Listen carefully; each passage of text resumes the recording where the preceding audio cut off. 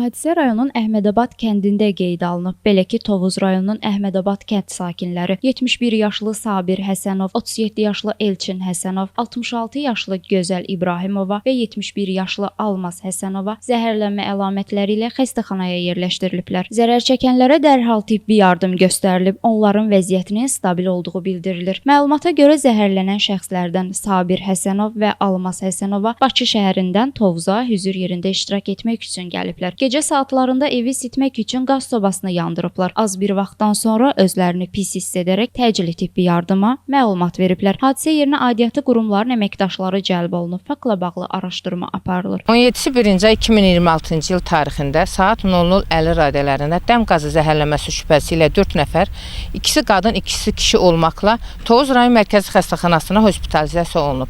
Onlara dəm qazı zəhərlənməsi diaqnozu təyin edilib. Pasientlərin hər birinə zəruri tibbi yardımlar göstərilib və ambulator müalicə üçün evə buraxılıb.